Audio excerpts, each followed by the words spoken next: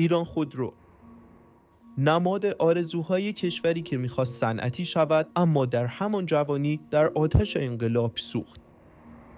ایران خودرو که تازه از دست پیکان راحت شده، همچنان خودروهای کهنه میسازد. جدیدترین خودروهای ایران خودرو هم کهنه‌اند. از 207 گرفته تا 405 محصولات کهنه کمپانی پژوی فرانسه که تکنولوژیشان 20 ساله است.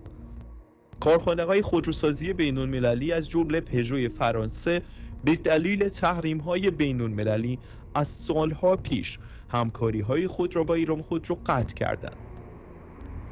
حتی بعد از امضای برجام هم ارتباط‌های بین‌المللی ایران خودرو بیش از چند ماه دوام نیاورد و حالا با بازگشت دوباره تحریم‌ها، واردات قطعات و تکنولوژی تازه که به سختی صورت می‌گرفت غیر ممکن می‌شود. این یعنی این کارخانه باید همه چیز یک پژو که سالهاست در بازار بین‌المللی از رده خارج شده را از صفر بسازد.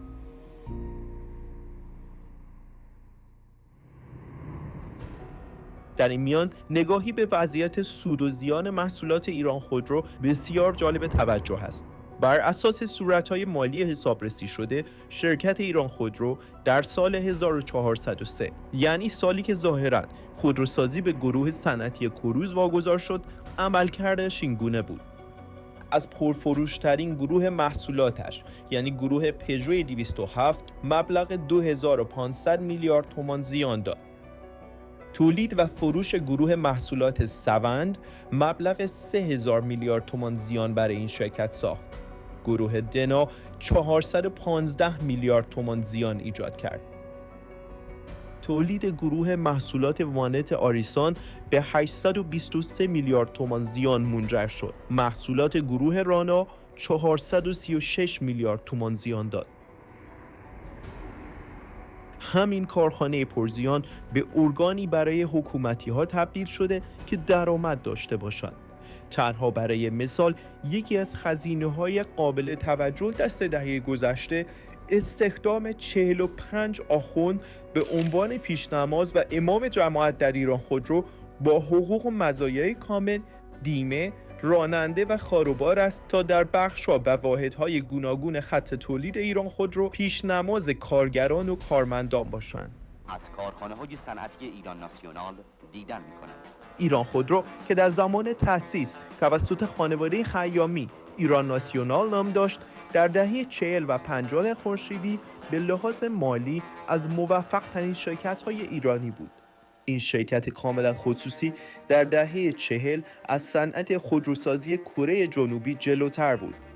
مدل تولید ایران ناسیونال در آن دوران الگوی سرمایه‌گذاری مشترک بود و با توجه به کارآمدی برادران خیامی در بنگاهداری، این شرکت هر سال سود عملیاتی قابل توجهی داشت که سرمایه‌گذاری مجدد این سود در طرح‌های توسعه منجر به داخلی سازی بخش عمده‌ای از قطعات خودروی پیکان شده بود.